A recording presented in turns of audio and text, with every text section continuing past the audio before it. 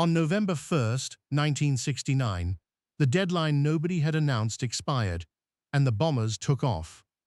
The ultimatum had been delivered 4 months earlier, not through the Paris talks or a diplomatic note, but through a private French intermediary named Jean Sainteny, who had known Ho Chi Minh since the 1940s and carried a message from Richard Nixon warning that if no serious progress came by the 1st of November, the president would resort to measures of great consequence and force.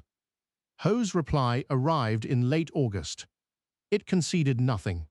On September 2nd, Ho Chi Minh died, and the man who had received the threat was no longer alive to answer for it. What made the deadline dangerous was that it existed almost nowhere.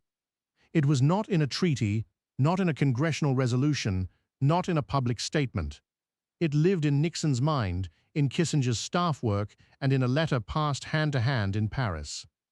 Through the autumn, a small National Security Council group under Kissinger, including Roger Morris and Anthony Lake, assembled the target folders for a contingency study called Duck Hook, mining Haiphong and the lesser harbors, cutting the rail lines to China at the bridges, striking targets near the Chinese frontier, and, in the outer versions of the study, the tactical use of nuclear weapons.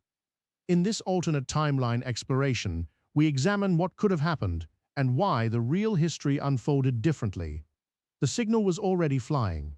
From October 27 to 30, 18 B-52s armed with thermonuclear weapons flew loops over the Arctic near Soviet airspace, part of a worldwide increase in readiness deliberately left unannounced so that Soviet intelligence would find it.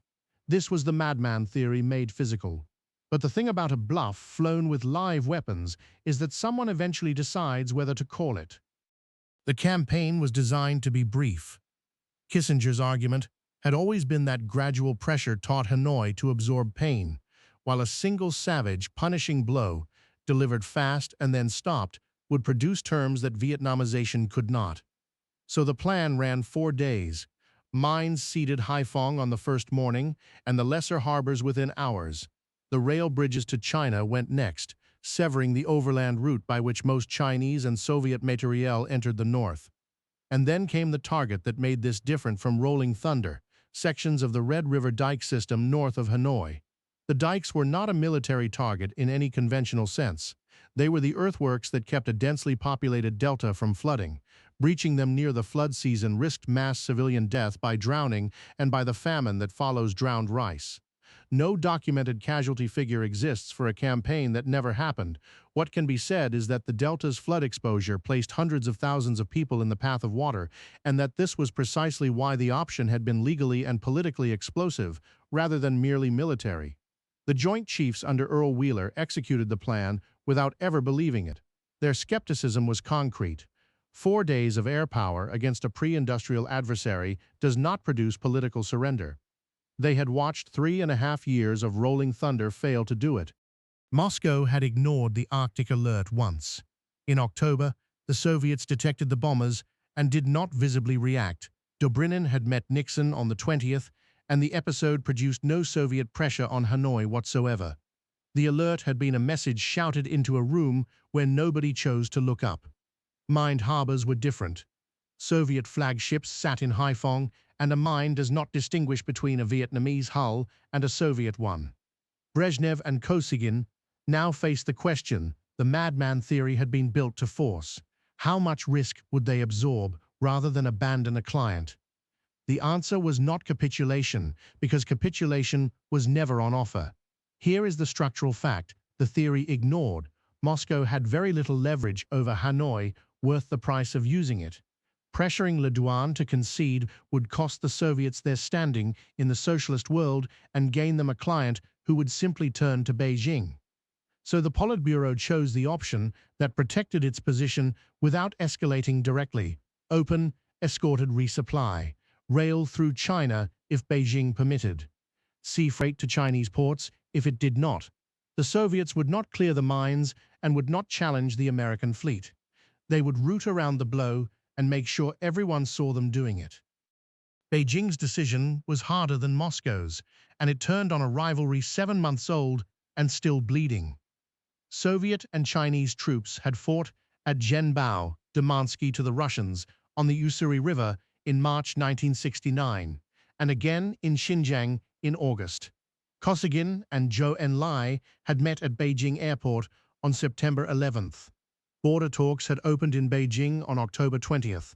The two great powers of world communism were negotiating because they had recently been shooting at each other. Mao and Zhou granted transit anyway. Refusing would have handed Moscow the mantle of revolutionary solidarity at the exact moment China was arguing it was the true revolutionary power. But they granted it on Chinese terms. Soviet trains under Chinese control, moving on Chinese schedules, under Chinese guard, through Chinese territory. Beijing became the valve. That created a new and permanent hazard. American aircraft were striking rail bridges near the frontier while Chinese guarded trains moved through the same corridor. Every sortie carried the possibility of a third-party incident, not a decision by anyone, but an accident with consequences no one had authorized. And there was a further shadow.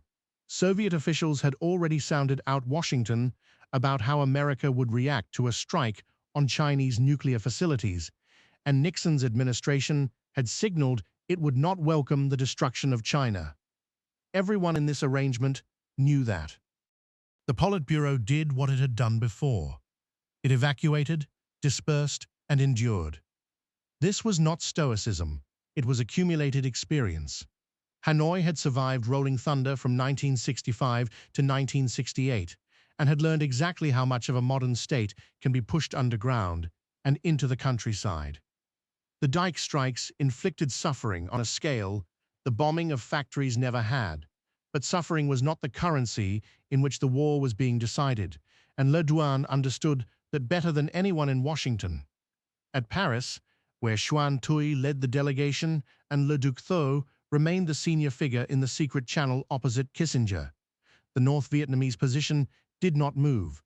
They offered one thing: stop the bombing first, then talk. It was the same position as before the campaign. The reasoning was arithmetic. American public opinion was already fracturing. A bombing campaign against dikes would fracture it further, and every week of endurance in Hanoi brought a week of political erosion in Washington.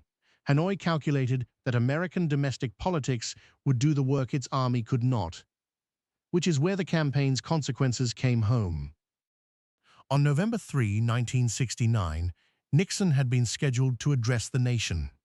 In our timeline, he used that broadcast to appeal to what he called the silent majority, to defend Vietnamization, gradual withdrawal, and patience. It polled well, it bought him months. That speech could not be given now. A president cannot ask for patience with a withdrawal while conducting the largest escalation of the war. So the address became a defense of the bombing, framed in terms of protecting the men still in the field and forcing a settlement, and it landed on a country that had watched hundreds of thousands march in the moratorium of October 15th and had been told repeatedly that the war was winding down. The mobilization arrived on November 13th. Over 3 days, it drew the largest anti-war crowd of the war to Washington. In reality, that crowd was protesting a war it believed was being ended too slowly. Now it was protesting a bombing campaign in progress against dikes in the flood-vulnerable delta ordered by a president who had told the country he was bringing troops home. The distinction mattered enormously. Opposition to a slow withdrawal is a demand for speed. Opposition to an escalation is a demand for a limit, and limits are something legislatures can write. The withdrawal announcements stopped, not by policy declaration, but by the logic of the situation. Pulling American troops out during a maximum pressure campaign reads as retreat under fire, and it forfeits whatever coercive value the campaign was supposed to have. The first 25,000 men announced at Midway on June 8, 1969, had already gone home. The next tranche waited. This was exactly what Melvin Laird and William Rogers had warned. Laird had named Vietnamization and staked the administration's Vietnam politics on it. Rogers had argued that escalation destroyed the diplomatic track. Their case had never been that bombing would fail militarily. It was that bombing and withdrawal could not coexist, and that withdrawal was the only policy with a domestic constituency. In Saigon, Nguyen Van Thieu welcomed the bombing and drew precisely the wrong lesson from it. If Washington would strike the dikes, Washington was committed, so why concede anything at Paris?